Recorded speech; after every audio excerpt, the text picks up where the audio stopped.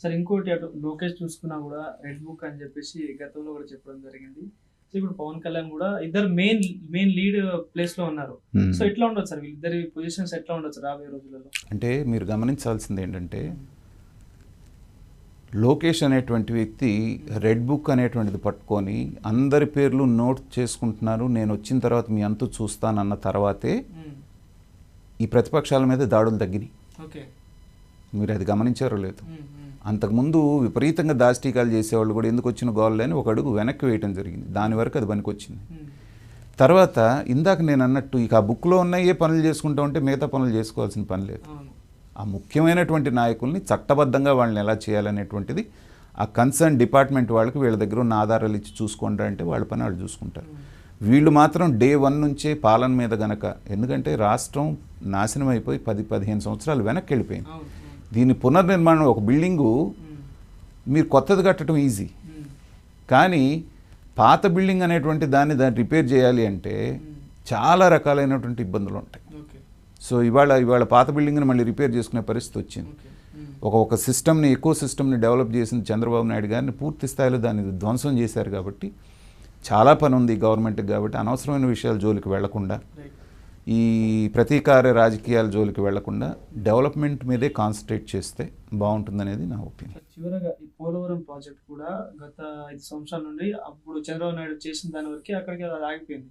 So ఇప్పుడు మళ్ళీ TDP government వచ్చింది. సో మరి ఎట్లా ఉండవచ్చు సార్ పోలవరం ప్రాజెక్ట్ ఈసారైనా పూర్తయి దానివల్ల ప్రజలకి ఏమైనా లాభం జరుగుతుంది? ఖచ్చితంగా ఈసారి పోలవరం అనేటువంటిది నాకు తెలిసి మ్యాక్సిమం 2 ఏళ్లలో పూర్తయిపోతుంది. ఎందుకంటే ఇప్పటికే 72% పని పూర్తయింది అక్కడ. చంద్రబాబు నాయుడు గారిని గత 5 సంవత్సరాల్లో ఆయన అధికారంలో ఉన్నప్పుడు చూస్తే ఏంటంటే పోలవరాన్ని సోమవారం అని పెట్టుకొని ప్రతి సోమవారం సమీక్ష చేశారు. కాబట్టి అంత వేగంగా 72% పూర్తి చేయగలిగారు. ఇప్పుడు మిగిలినటువంటి 28% అక్కడ కేంద్రంలో కూడా మళ్ళీ అదే బీజేపీ వచ్చింది కాబట్టి ఇప్పుడు ఇంకా బాగా వాళ్ళతోటి అవసరం ఉంది. కాబట్టి తెలుగుదేశంతో నిధుల పరంగా కానీ మిగతా విషయాలు ఏ రకమైన ఇబ్బందులు రావు. నాకు తెలిసి ఒక 2 సంవత్సరాల లోపులే ఈ పోలవరం అనేటువంటి కళ ఏదైతే ఉందో అది ఖచ్చితంగా సాకారం అయ్యేటువంటి అవకాశం ఉంది. ఒక 6 నెలల అటు ఇటు చంద్రబాబు నాయుడు గారు ఈ టర్మ్లోనే అటు అమరావతి రాజధానిని ఇటు పోలవరాన్ని రెండూ కూడా ఖచ్చితంగా పూర్తి చేసే అవకాశాలు అయితే ప్రస్ఫుటంగా కనపడుతున్నాయి. ఫైనల్గా ఒకటే ప్రశ్న సార్, అయితే 3 రాజధానుల విషయంలో చూసుకున్నా కూడా గత ప్రభుత్వము ఒక రాజధాని అంది, ఇప్పుడు వీళ్ళు ఎప్పటి నుండి అమరావతి అని అంటున్నారు.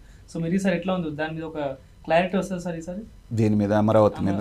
3 రాజధానులు అనేది అసలు ఇక 3 రాజధానులు అనే ప్రశ్నే ఉత్పన్నం కాదు. ఎప్పుడైతే ఆ ఎలక్షన్లో ఈవీఎంలో తెలుగుదేశానికి బటన్ నొక్కారో ఆ రోజునే 3 రాజధానులు అనేది పోయినట్టే. పైగా 3 పార్టీలు కూటమిలో ఉన్నవి 3 కూడా అమరావతి రాజధాని అని ప్రకటించినాయి. అటు బీజేపీ, పవన్ కళ్యాణ్, జనసేన, తెలుగుదేశం. కాబట్టి ఇక అసలు అవకాశమే లేదు కదా. అయితే ఒక రాజధానికి కావాల్సినటువంటి శ్రమ ఏదైతే ఉందో మెయిన్ శ్రమ అంతా కూడా గత 5 సంవత్సరాలు అయిపోయింది. ల్యాండ్ పూలింగ్ కానివ్వండి, బేసిక్ ఇన్ఫ్రాస్ట్రక్చర్ కానివ్వండి, స్టాఫ్ క్వార్టర్స్ కానివ్వండి, ఇవన్నీ ఒక లెవెల్కి వచ్చేసినాయి.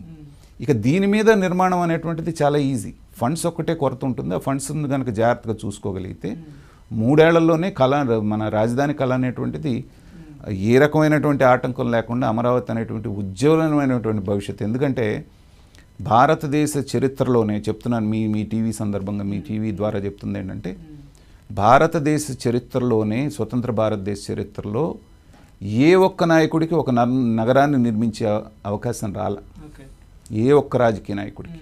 కానీ చంద్రబాబు నాయుడు గారి అదృష్టం ఏంటంటే 2 మహానగరాలు నిర్మించేటువంటి అవకాశం ఆయనకు వచ్చింది. ఒకటి సైబరాబాద్ విజన్ 2020 అన్నారు. ఇవాళ ఎలా జరిగిందో మనకు 20 years తర్వాత మనం చూస్తున్నాం. అలాగే ప్రపంచ స్థాయి రాజధాని అని చెప్పి ఆయన మొదలుపెట్టింది మధ్యలో విఘ్నాలు వచ్చి ఆగిపోయినా మళ్ళీ పూర్తి చేసే అవకాశాన్ని ప్రజలు ఆయనకి ఇచ్చారు. మళ్ళీ ఆయన అన్నట్టుగానే వరల్డ్ క్లాస్ రాజధాని అనేటువంటిది మనం చూడబోతున్నాం.